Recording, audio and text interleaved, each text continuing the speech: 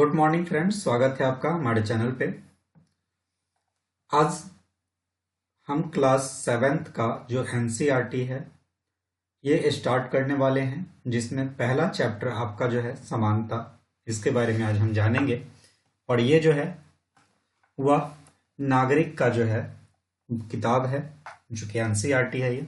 और एनसीईआरटी हमारे लिए कितना इम्पोर्टेंट है वो आपको बताने की ज़रूरत नहीं है, क्योंकि आपको ही पता है कि कोई भी एग्जाम हो तो उसमें जो है वैलिड जो आंसर है वो एनसीईआरटी का ही माना जाता है। तो आप एनसीईआरटी अच्छे से देखिए, उसको अच्छे से पढ़िए, क्योंकि अगर आपका एनसीईआरटी पे कमांड हो गया तो आप किसी भी एग्जाम के लिए आप फाइट करने के लिए तैयार हो। तो इसीलिए जो है एनसीईआरटी से रिलेटेड डेली हम आपके लिए एक एक वीडियो लाने का प्रयास करेंगे, और डेली एक से ज़्यादा भी वीडियो लाएंगे। जैसे आज के डेट में हम आपके लिए 2 वीडियो लाए हैं, क्लास 6 का भी, और साथ ही हम आपके लिए क्लास 7th का भी जो है आज से स्टार्ट कर दिए हैं। तो वीडियो आपको पसंद आएगा तो वीडियो को लाइक कीजिएगा, और इसी तरीके के एनसीईआरटी किताब पढ़ने के लिए हमारे चैनल को सब्सक्राइब कीजिए।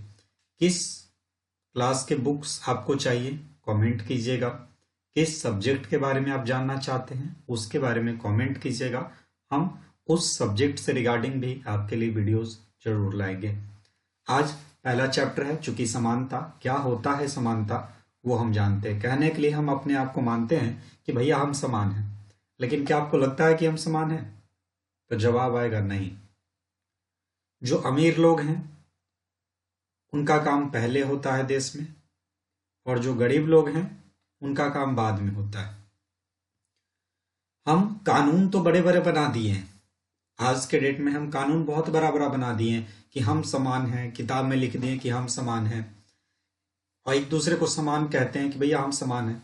क्या सच में हम समान हैं? आपको लगता है कि हम समान हैं?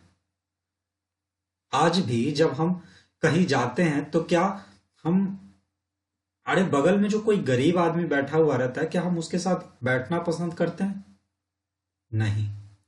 कई बार क्या होता है कि हम किसी लड़की के साथ कहीं घूमना पसंद करते हैं, तो जवाब आएगा नहीं, क्योंकि हम उनको समान रूप से देख ही नहीं रहे। अगर कोई लड़की ऑटो चला रही है तो डर लगता है कि अरे उसके साथ कैसे बैठे, सही से चला पाएगी कि नहीं चला पाएगी, हम उनको समान समझ ही नहीं रहे, है ना। तो आज जो है समानता से रिलेटेड ही चैप्टर है, और इसी चैप्टर में हम इसके रिगार्डिंग सारी जानकारी को पढ़ेंगे। आइए शुरू करते हैं। समानता, भारतीय लोकतंत्र में समानता क्या है भैया? भारतीय लोकतंत्र में समानता वो समझते हैं। और सबसे पहले लोकतंत्र क्या है, इंपॉर्टेंट पॉइंट तो यही आ जाएगा कि भैया लोकतंत्र क्या है। तो देखिए, लोकतंत्र का मतलब होता है लोगों का शासन। अब लोगों का शासन क्या है भाई, है ना। तो हमारा अधिकार है, हम देश को चला रहे हैं। आप कहोगे कि सर हम कैसे देश चला रहे हैं? देश तो सरकार चला रही है, तो सरकार को चुनकर हम बैठाए हुए हैं। तो प्रत्यक्ष या अप्रत्यक्ष रूप से अगर कहा जाए तो हम देश को चला रहे हैं। अगर हम चाहेंगे तो किसी भी सरकार को बैठा सकते हैं, और जब मर्जी तब किसी भी सरकार को गिरा सकते हैं। ये पावर हमारे हाथ में है, और आपको कमेंट करना है कि यह पावर संविधान हमको किस उम्र में देता है। तो लोकतंत्र आप समझ गए होंगे, लोगों का शासन या लोगों के द्वारा चुना गया जो नेता है वह देश को चला रहा है।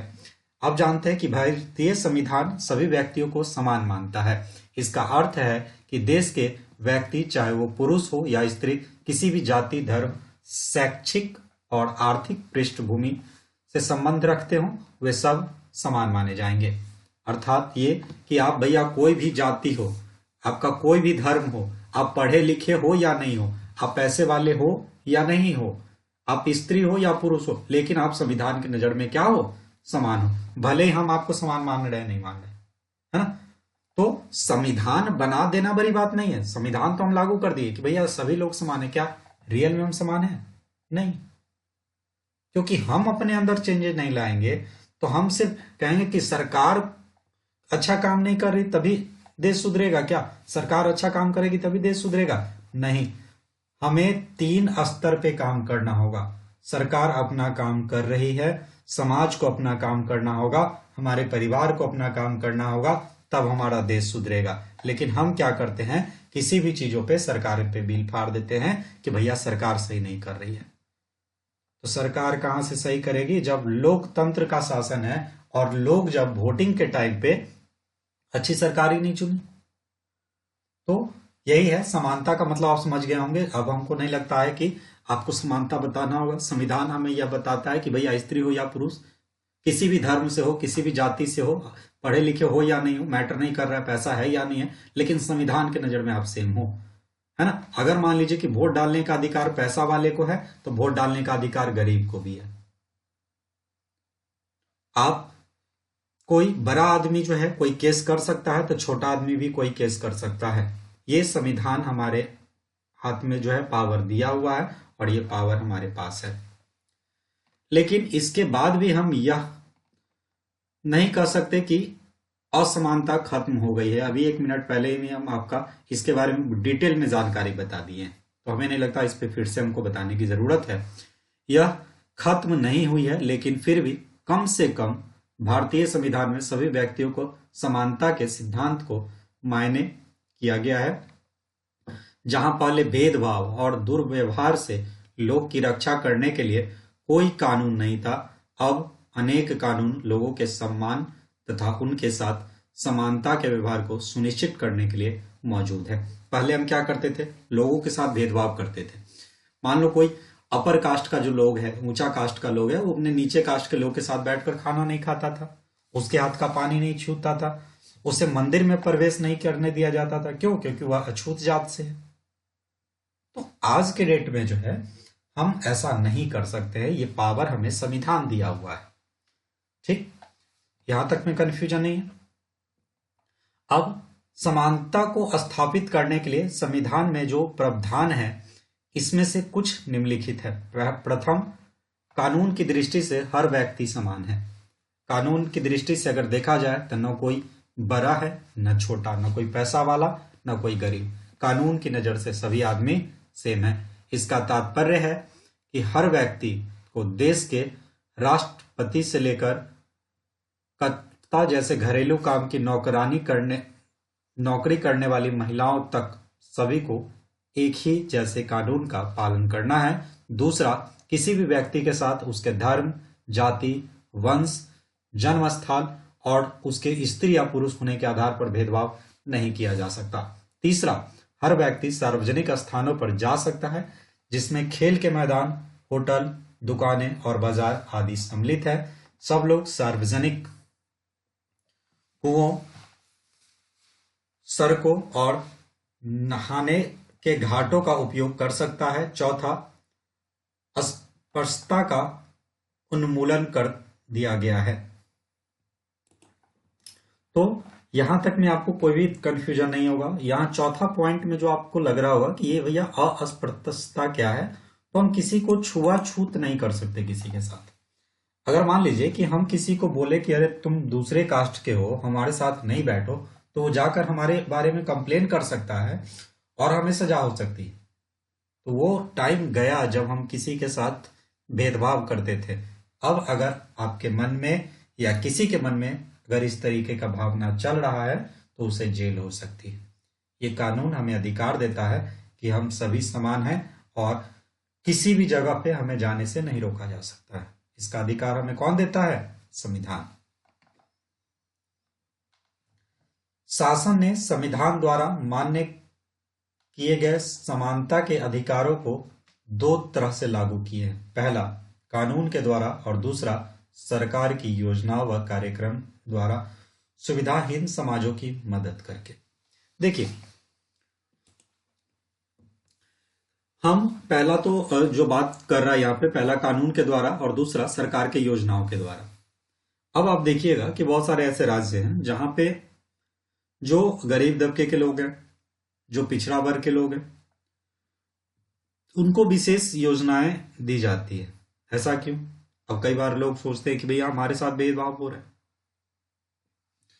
तो हम करते क्या है कि जो अनुसूचित जाति है, जो पिछड़े वर्ग के लोग हैं, उनको हम समान करने के लिए, है ना, उनको कुछ जो है योजनाएं देते हैं ताकि वह हमारे साथ जुड़ सके। इसीलिए जो है उनको समान अ, जोड़ने के लिए जो है उनको कुछ योजनाएं दी जाती है, सरकार के द्वारा दी जाती है। कानून के नजर में जो है सभी लोग समान है, इसमें आपको कंफ्यूजन नहीं होना चाहिए था। जो व्यक्ति के समान व्यवहार प्राप्त करने के अधिकार की रक्षा करते हैं। कानून के साथ साथ सरकार ने उन समुदायों जिसमें के साथ सैकड़ों वर्ष तक असमानताएं का व्यवहार हुआ, जिनका जीवन सुधारने के लिए अनेक कार्यक्रम और योजनाएं लागू की गई। ये पॉइंट्स हम आपको पहले ही बता दिए हैं कि सरकार क्या करती है, कई बार कई योजना ले आती है ताकि जो है जो पिछड़े वर्ग के लोग हैं उनको सामान्य वर्ग के लोगों के साथ जो है मैचिंग किया जा सके। इस तरीके का जो है भेदभाव को दूर करने के लिए जो है ये योजनाएं लाई जाती है। ये योजना ये सुनिश्चित करने के लिए चलाई गई है कि जिन लोगों को अतीत में अवसर नहीं मिले अब उन्हें अधिक अवसर प्राप्त हो, ये जो है सुनिश्चित करता है। इस दिशा में सरकार द्वारा उठाया गया एक कदम है मध्याह्न भोजन की व्यवस्था। आप देखते होंगे स्कूल सब में जब आप देखते होंगे तो ये मध्याह्न भोजन होता है। तो भैया मध्याह्न भोजन क्या है? तो आप जब देखते हैं स्कूल में जब बच्चों को जो सरकारी स्कूल में आप खासतौर पे देखते होंगे बच्चों को जो साथ में खाना मिलता है वो क्या मिलता है? तो मध्याह्न भोजन है ना। इसमें आप देखिएगा कि जितने भी तबके के लोग हैं, चाहे वो जनरल कास्ट से हो, अति पिछड़ा से हो, पिछड़ा से हो, सभी बच्चे साथ में बैठकर खाते हैं, कोई भेदभाव नहीं। तो ये जो है एक दूसरे के प्रति जो भेदभाव मिटाने का जो कार्य है वो सरकार के द्वारा यहाँ पे किया गया है। इस कार्यक्रम के अंतर्गत सभी सरकारी प्राथमिक स्कूलों में बच्चों को दोपहर का भोजन स्कूल द्वारा दिया जाता है। यह योजना भारत के सर्वप्रथम तमिलनाडु राज्य में प्रारंभ की गई और 2001 में उच्चतम न्यायालय ने सभी राज्य सरकारों को इसे अपने स्कूल में 6 माह के अंदर आरंभ करने का निर्देश दिया। अब आपसे कई बार क्वेश्चन पूछा जा सकता है कि सबसे पहले जो है मध्याह्न भोजन किस राज्य में लागू किया गया था? तो भैया वो तमिलनाडु में लागू किया गया था। और सरकार जो है उच्च न्यायालय सभी राज्यों को कितने माह के अंदर जो है अपने स्कूल में लागू करने के लिए बोली? तो भैया 6 माह के अंदर बोली। और किस ईयर में बोली? तो 2001 में बोली। क्लियर? इस कार्यक्रम के काफी सकारात्मक प्रभाव हुए। सकारात्मक का मतलब होता है कि आप उसको पॉजिटिव वे में ले सकते हो। उदाहरण के लिए दोपहर का भोजन मिलने के बाद गरीब बच्चे ने अधिक संख्या में स्कूल में प्रवेश लेना और नियमित रूप से स्कूल जाना शुरू किया। शिक्षक बताते हैं कि पहले बच्चे खाना खाने घर जाते थे, फिर वापस स्कूल लौटते ही नहीं थे, परंतु अब जब स्कूल में मध्याह्न भोजन मिलने लगा है उनकी उपस्थिति में सुधार आया है। देखिए अब क्या होता है कि हम अच्छी तरीके से जानते हैं जो सरकारी स्कूल के बच्चे होते हैं उनके पास उस तरीके का साधन नहीं होता है कि वह सही से अपना भोजन कर पाए, है ना। तो हमें स्कूल में जो है मध्याह्न भोजन मिलता है। तो मध्याह्न भोजन में ऐसा नहीं है कि आपको कुछ भी मिल जाता है। मध्याह्न भोजन में बच्चों को पौष्टिक आहार ही मिलता है ताकि कम से कम उनको जो है एक टाइम का प्रॉपर खाना मिल सके, जिस कारण से जो है उनकी ग्रोथ हो सके। अब मान लीजिए कि बच्चों में अगर ग्रोथ ही नहीं होगा तो हम फ्यूचर क्या सोच सकते हैं? बच्चों का नहीं सोच सकते ना। तो फ्यूचर्स बच्चों को बनाने के लिए एक टाइम का जो है उनको पौष्टिक भोजन मिला। हाँ कई बार क्या हुआ कि बहुत सारे बच्चे जो है जो नहीं जाते थे स्कूल वो भी जाने लगे कि चलो भैया स्कूल में खाना मिलेगा। पहले तो खाने के लिए जाते, फिर जाते जाते जाते उनको पढ़ने में रुचि आने लगी और धीरे धीरे जो है पढ़ने लगे। इस तरीके का जो है वे माताएं जिन्हें पहले अपना काम छोड़कर दोपहर को बच्चे को खाना खिलाने घर आना पड़ता था अब उन्हें ऐसा नहीं करना पड़ता। अब देखिए लंच हुआ, लंच में क्या हुआ कि बच्चा घर गया। और कई बार क्या होता है कि बच्चा घर गया तो घर जाने के बाद स्कूल ही नहीं आता था। लेकिन अब क्या होगा? तो स्कूल छोड़ देता था। अब स्कूल में ही अगर खाना मिलने लगेगा तो बच्चे घर जाएंगे नहीं, और घर जब जाएंगे ही नहीं तो रहने की बात ही नहीं है ना। इस कार्यक्रम से जातिगत पूर्वाग्रहों को कम करने में भी सहायता मिली क्योंकि स्कूल में सभी जातियों के बच्चे साथ साथ भोजन करते हैं। इस पॉइंट्स को मैं पहले ही बता दिया कि स्कूल में मध्याह्न भोजन लाने से जो जनरल कैटेगरी के लोग थे, जो ओबीसी के लोग थे, जो एससी एसटी के लोग थे, सभी बच्चे एक साथ खाना खाने लगे। इससे क्या हुआ कि जो हमारी पूर्वाग्रह थी, अब ये पूर्वाग्रह क्या है, जो हम पहले से ही किसी के प्रति जो है कोई अवधारणा बना के रखे हुए हैं, है ना, तो उसको जो है मिटाने का भी इसमें सहायता हुआ है। क्लियर। और कुछ स्थानों पर तो भोजन पकाने के लिए दलित महिलाओं को काम पर रखा गया। अब दलित महिलाएं बनाएगी और जो पुरुष है, सॉरी, जो बच्चे हैं वो खाएंगे। तो यहाँ पे जो है इससे भी आप देख सकते हैं कि पूर्वाग्रह को कम कर दिया गया है।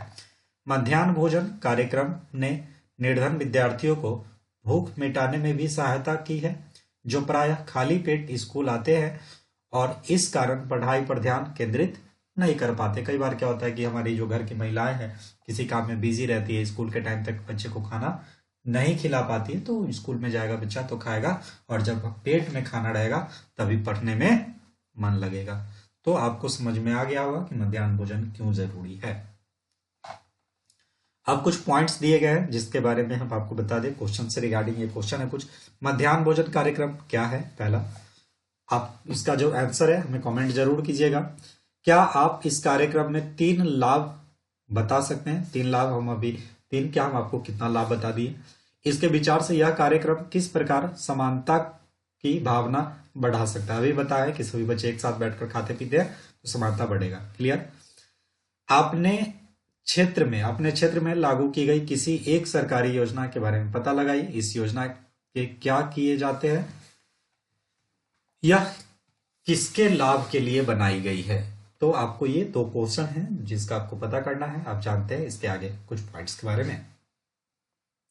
यद्यपि सास कि ये कार्यक्रम अवसरों की समानता बढ़ाने में महत्वपूर्ण भूमिका निभा रहे हैं, किंतु अभी भी बहुत कुछ करने की आवश्यकता है। मध्याह्न भोजन कार्यक्रम ने निर्धन बच्चों का स्कूल में प्रवेश और उनकी उपस्थिति तो बढ़ा दी है, लेकिन फिर भी इस देश में वे स्कूल जहां अमीरों के बच्चे जाते हैं उन स्कूलों से बहुत अलग है जहां गरीब के बच्चे पढ़ते हैं। आज भी देश के कई स्कूल हैं जिसमें ओम प्रकाश वाल्मीकि जैसे दलित बच्चों के साथ भेदभाव और असमानता का व्यवहार किया जाता है। इन बच्चों को ऐसी असमान स्थितियों में ढकेला जाता है जहां उनके समान की रक्षा नहीं हो पाती। ऐसा इसलिए क्योंकि कानून बन जाने के बाद भी लोग उन्हें समान समझने से इनकार देते हैं। हम आपको अभी बोले और स्टार्टिंग में ही हम आपको बताएं कि कानून बना देने से कुछ नहीं होगा। कानून बना देने के लिए बड़े बड़े हम कानून बना देंगे, लेकिन क्या कानून बनाने से हम समान हो जाएंगे? नहीं। अब मान लीजिए सरकार आपके कान में तो आके कहेगी नहीं कि भैया हम समान है तो समान लागू करो, ऐसा तो है नहीं। ये हमारी अपनी मेंटेलिटी बनानी होगी कि हम सभी को समान माने, और जब तक हम सभी को समान नहीं मानेंगे तब तक हमारा देश, हमारा समाज, हमारा परिवार जो है वह विकसित नहीं करेगा। तो अगर हम जो है विकसित करना चाहते हैं तो सिर्फ सरकार के ऊपर सोचेंगे कि सरकार विकसित करेगा देश को, तो भैया नहीं।